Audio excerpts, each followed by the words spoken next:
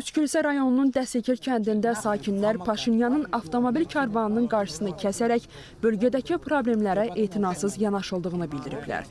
Onların sözlərinə görə illərdir diqqətdən kənarda qalan kəndlərdə vəziyyət ağırdır və buna görə də əhali kütləvi şəkildə bölgəni tərk edir. Paşinyan bu durumdan xəbərsiz olduğunu deyib və İrəvana qayıtdıqdan sonra məsələni nəzarətə götürəcəyini vəd edib.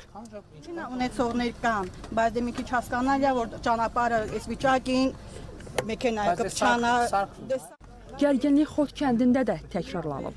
Etirazçılar görüş tələb edib. Nəticədə İran-Ermənistan magistralında hərəkət 3 saata yaxın dayanıb. Narazı kütlə Zəngəzurun yerli məmurların laqeyd münasibətlə üzləşdiyini, bəzən isə açıq-aşkar diskriminasiyaya məruz qaldıqlarını bildirib. Paşinyan isə vəziyyətə belə reaksiya verib.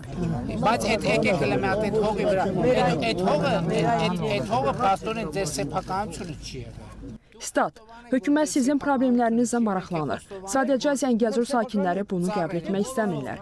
Əgər inkişaf istəyiriksə, tarixlə deyil, reallıqlarla barışmalıyıq.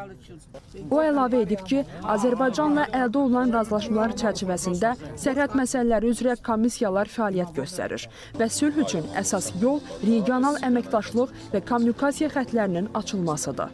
Gələcək planlara Zəngəzur üçün faydalı olacaq dəmir yolunun bərpası da daxildir. Etirazçılar həmçinin bölgədəki yeganə su mənbəyi olan Bərgüçat çayının qurulmasından narahatlıqlarını ifadə ediblər.